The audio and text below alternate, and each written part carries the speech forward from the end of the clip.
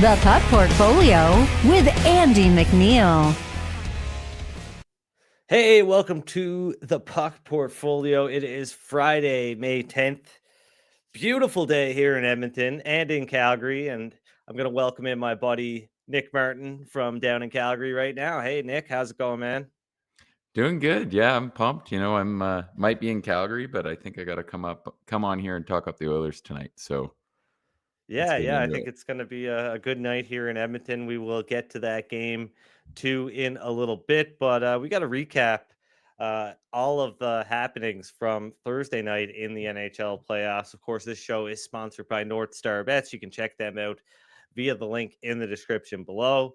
Two games on Thursday. The Rangers taking a 3-0 series lead over the Hurricanes, another win in game number 3.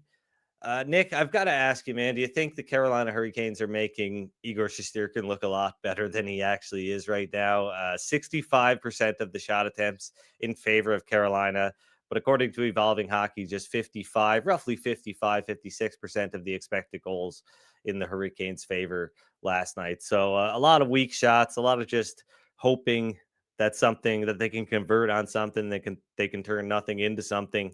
And yeah, I don't think we should be focusing so much on the shot count. By my eye, I think the Rangers have played pretty good in this series, despite being outplayed through some of the through the lens of some of these metrics here, like shot attempts and expected goals. But yeah, I think New York is deserving to be up in this series. I don't know about 3-0, but now they're looking like they've got about a 92% chance of winning this series. Carolina's going to have to pull off 3 and 4 wins in a row, even to make a series out of this thing.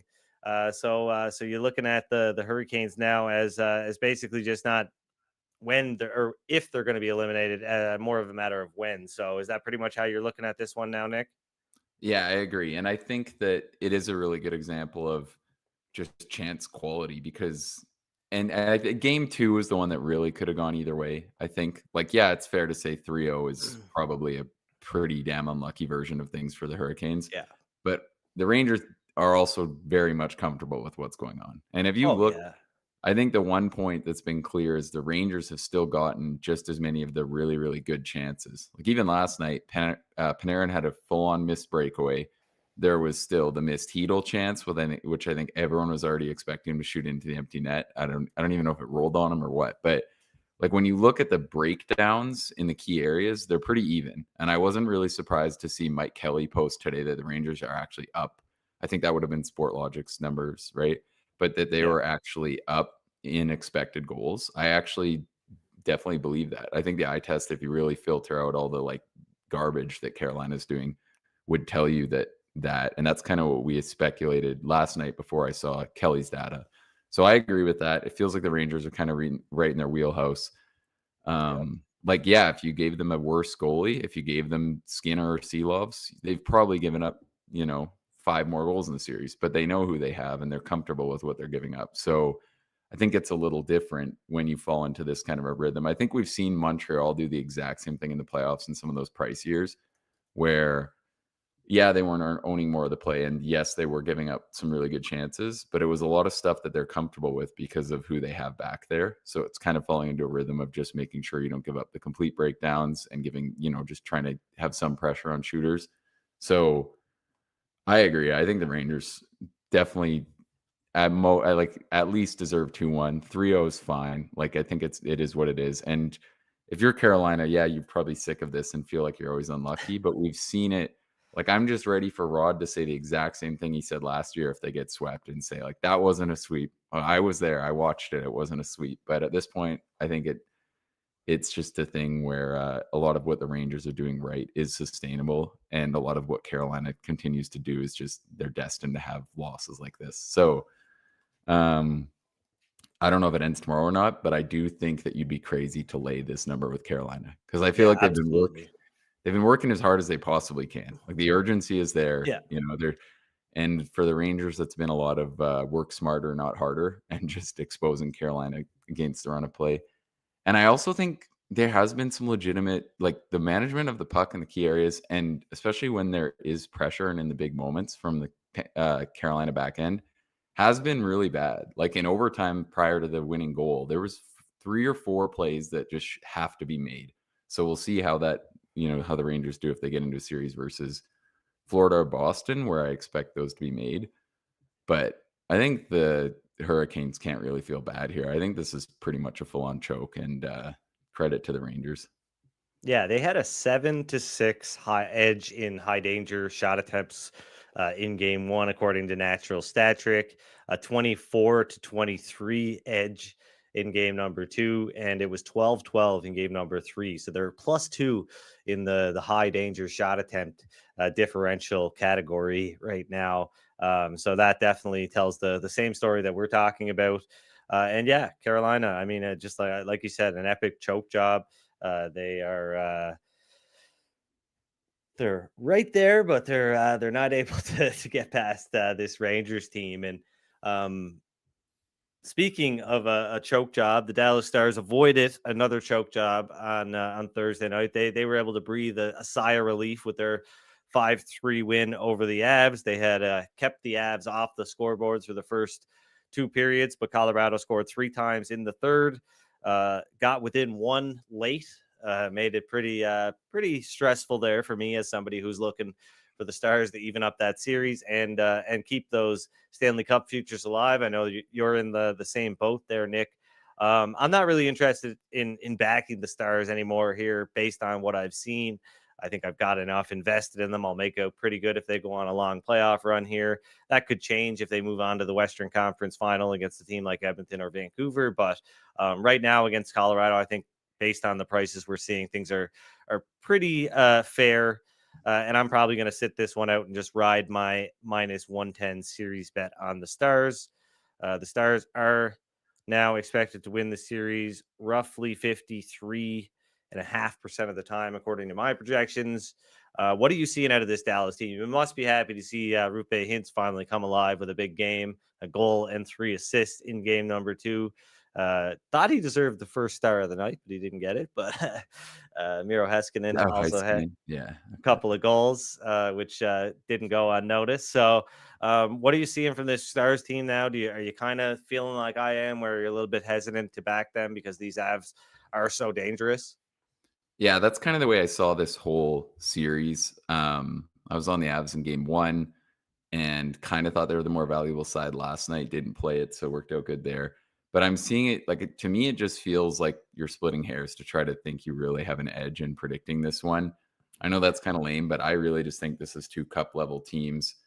And, I love the offensive depth of the Stars. That's where they have to win this series. I think getting Marchment back helps a lot. It'd be great to get Hakanpää back and rolling because that third pairing is a train wreck. And eventually it'd be nice to take some pressure off of Heiskanen and Harley on the top unit. So I think there's arguments why the Stars, are in with a good shot, but I'm right with you. I'm happy to just ride out these futures. No need to get anything more. I thought the prices on tomorrow's game looked fair. If anything, I think keep betting the overs. I just don't really think I think that they're never going to push to 7 in the playoffs, I don't think. Regardless of how many Avs games we see go like this, I still think you'll probably keep getting numbers, but I feel like I'm willing to just keep playing those until they lose. The Avs, this is just how they want to play in the playoffs. They don't follow the traditional recipe of locking things down. When they won the cup in 2022, they had 4.25 goals for per game. So this is just they're kind of the antithesis to the idea that you have to play defense to win cups. They were very much offense first when they won in 2022, and that team was unreal in every area of the game. But I just don't think we'll see that change. They're going to get their 3 goals. And both goalies were great last night. Yeah. Or maybe not great, but are they going to do more than that? I just think, this is the Navs team with some gettable pieces on the back end, and the Stars have so much offensive depth, but you're never going to shut down all those, the Avs top end talents. So I think I'm kind of just going to keep playing the overs until I lose and see how it goes. I think right now it's just one of those things. It's odds makers aren't going to make the adjustment to even juiced 6.5s in the playoffs, but yeah, I feel like that's almost where this should be. Yeah, I agree, and I think that is the best strategy here. And then it doesn't matter who wins; you can just cheer for excitement because this is going to be an exciting series. It already has been. And another series that's going to be pretty exciting going forward is the Edmonton Oilers and the Vancouver Canucks. Game one, I think, was a lot more exciting than a lot of us expected it to be, especially after the Oilers jumped out to that 4-1 lead. But yeah, they played a perfect 20 minutes, really, similar to how they played in game one versus the LA Kings in their first round series versus Los Angeles. But unlike that game, they took their foot off the gas. You knew the Canucks were going to push back regardless of what the score was. But Edmonton was just not able to match Vancouver's offensive intensity.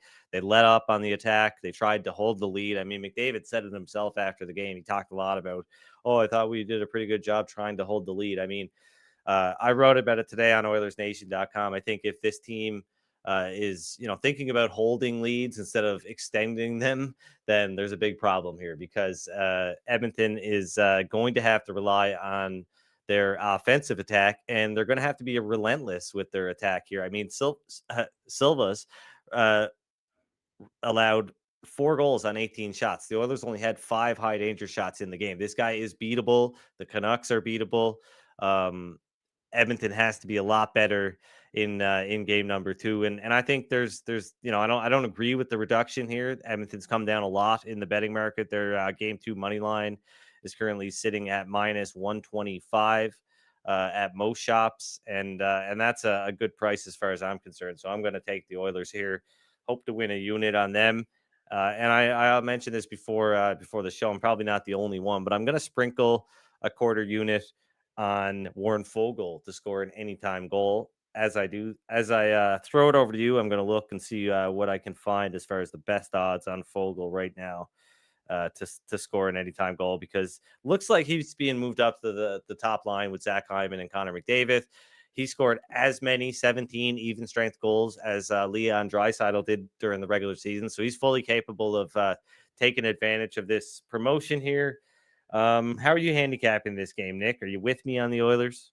Yeah, I'm right with you. I think that, the Canucks, we've heard all about it. They're getting pissed off their fan base because they've heard all the same stuff about no one buying into the team, and they just keep winning and proving odds makers wrong. But I do have to think that a lot of what went right in game 1 is going to be a little unsustainable. There's flaws both ways. Don't get me wrong. The Oilers' second pairing has been a disaster. That's probably going to continue to happen. Also a good example of why you don't want to just get on the back foot and make them defend the entire time. And Skinner was just as bad as Seelovs, which was a huge part of it. Even down to the winner, if you look, and that was rough, man. Yeah, tricky move by Garland, but you can't let that go in along the ice. That's a bad angle. 1 point. So based off just Money Puck's data, that shots from that location go in 1.7% of the time, which really isn't very surprising. And obviously that one was a little more dangerous given where he was coming from. But I still feel like you have to seal the bottom there. That can't go in there, and everyone knows it. And I think you can put a little faith in the idea that Skinner did get going in the Kings series after a shaky start. So he's been in this place before. I still think you have to consider that he offers an edge over Seelovs. And then the other point that I like is that the Oilers only got 1 power play in that game, and they took advantage, but chances are you're not giving up just 1 power play. These were 2 of the most penalized teams in the regular season. So I think you're bang on there. Yeah, and once we see the Oilers power play get more looks, obviously that's just a huge advantage. So I'm with you. I think that, credit to the Canucks for finding a way and not quitting on the game. But I think a lot of it was kind of just the Oilers handed it to them. And I feel like if they play at their best, they're in with a pretty good shot. The one fear, I should say first, I like the Foegele look a lot. I think that he's honestly just a better player than Henrique at this point. So people have been pretty trendy on playing Henrique when he's been in that role. I think you have to love Foegele when he's in that role if you like Henrique, given that I actually think Fogel's a better player now. And then the other thing that I think is obviously interesting is Draisaitl is definitely hurt. I don't think anyone's doubting that. I don't think anyone bought the cramps the day of. It seemed pretty unlikely. And when you miss practice with what is supposedly cramps, it also seems pretty unlikely to me.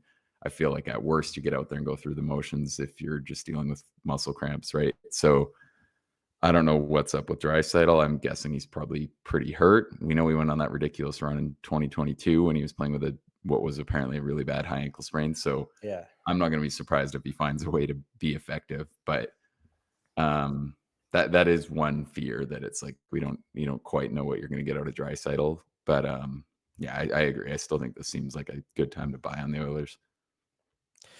Yeah. Not a good buy. Not a good time to buy on the Boston Bruins, though. Let's just say that.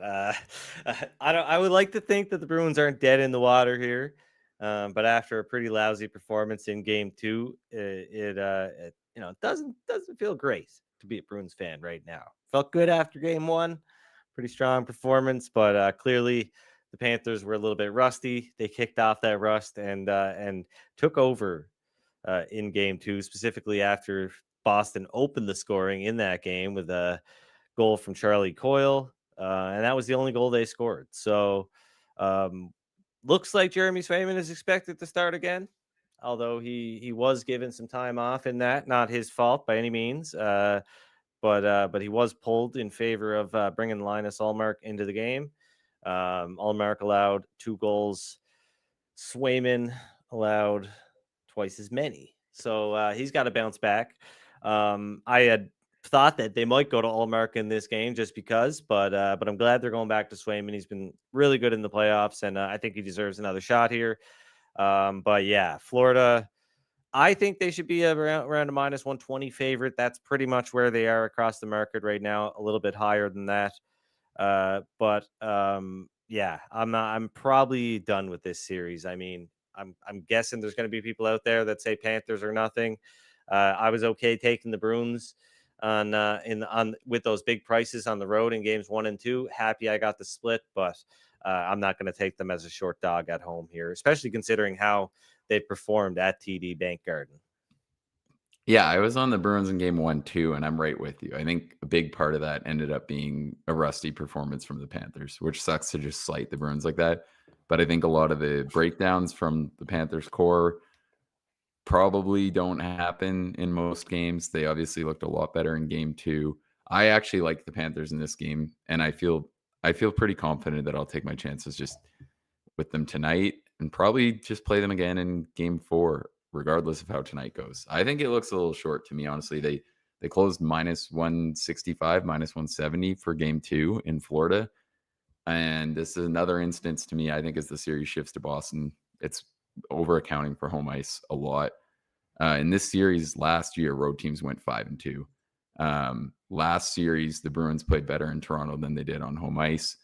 Playoff teams are 1 game above 500 this year. There's 6 games above 500 last year. And so, like, for me, it's just, what is the argument after watching Game 2 that makes the Bruins suddenly only plus 110? Like, the Panthers were minus 170 last game and they absolutely smoked them. I think they just have a lot more offensive pieces going right now. So we'll see. I'm never pumped to fade a goalie like Swayman going how he is, but I feel like at this point, this could prove to be a number that's kind of short. I wouldn't be surprised to see this one just go the rest of the way the rest of the Lightning Panther series did, where it's just a pretty commanding win for the Panthers and they gear up to play the Rangers. Yeah, I guess to be fair, I would say that I think there was a big overreaction from Game 1 to Game 2, though. So I don't know if I would anchor the Game 2 odds, because I mean the Panthers closed at what, minus 156 in Game 1, so there was a big jump there from Game 1 to Game 2. But yeah, I agree with you that, like, it's at this point, based on what we've seen, the Bruins didn't dominate in Game 1, whereas the Panthers obliterated Boston in Game 2. So just based on that alone, I mean, if you're just coming in, if I was just coming into this and just looking at those 2 games, I would absolutely be on the Panthers. I just can't bring myself to do it. My numbers don't suggest it, and my heart tells me not to as well. I'm just, I got that little bit of glimmer of hope that my Bruins will pull it out and yeah, stop the big bad Rangers from winning the Stanley Cup. Somebody has to.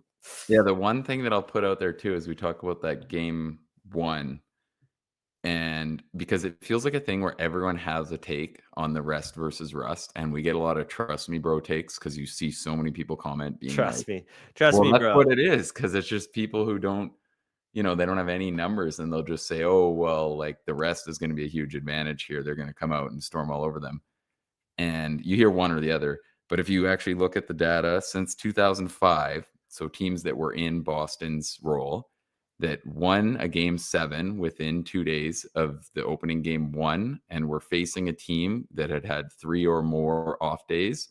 So basically just set to tell you who's taking advantage in the rest versus rust debate. After there's 2 games that fit this script that night. It was the Avs, who obviously came back, so they bucked the trend. And then there was the Bruins. And after those 2 games, teams are 21-17 and very profitable. They're at about 18% ROI. So basically, per odds makers data, like it is the team that's kind of come out of game 7 after playing like a really sharp lockdown game, winning. They're the ones who have taken advantage. Obviously 21-17 is not like a huge difference, but the thing I think you got to keep in mind, and what's led to such a strong ROI is obviously chances are the rested home team that's already won in less games is a far better team in the first place. So I'd say 21-17 is like a pretty huge case towards the idea that the rust is a factor. Yeah, no, I absolutely agree with that. And like you said, there is some data that supports it for sure. I saw Chasing Pucks on Twitter tweet out a stat that over the last 10 years, a team coming off game 7, or no, a team with 1 day rest versus a team with 4 or more days off in game 1 of a series was winning at like a 75% clip over a 10-year stretch. So there's definitely some data that supports it. There's nobody, like you said, nobody wants to actually look it up. They just want to trust me, bro. But yeah, that's why I don't like talking about it unless I've had the time to, like, when people ask me questions and stuff like that, I'm like, I don't know. I don't, my brain's, I'm not a human computer. I don't have like, I don't have this like historical data set in my brain that's like ready to spit out like all these trends and stats and stuff like that. So, you actually have to research it and figure things out like that. So I'm glad that you did that because I didn't. I've been swamped, and appreciate that. Timmy actually did it. He's our grunt worker online. I feel bad for Timmy because he was on the under last night in Dallas. He was adamant that the Stars were going to shut down the Avs, and they did for 40 minutes. But that's what I said. I told him, I was like, I don't know, Timmy. I feel like the Avs are going to get their 3 goals, and sure enough, they did. He could have won. It wasn't a horrible handicap. I texted him after the second period. I said, man, it's going to be really shitty if you don't get your under here. But mostly I was just kind of preparing him because I knew it wasn't going to go his way at that point. 4-0 lead, nothing to lose. The Avs were scoring 3 goals. Yeah, it was close. I was honestly nervous about my over. Very nervous about my over for a bit. So yeah. Anyways. Absolutely. No, Tim's great. He was awesome on yesterday's show. You were awesome on today's show. Appreciate you joining us, Nick. Good luck this weekend. I guess we should recap our bets. I'm on the Oilers -125 to win a unit, and quarter unit on Warren Foegele anytime goal +350. Should be widely available. NorthStar Bets +340. Pretty good price too. Nick, he's on the Oilers as well, I guess, and also likes the Foegele look. And I guess you'll be playing the over in Dallas. Yeah, I like the over in Dallas, the Oilers, and I like the Panthers tonight. Whoa, get out of here, Jake. Kick him out. All right, thanks for joining the show, Nick. All right, thanks, Good luck Andy. with your bets, buddy.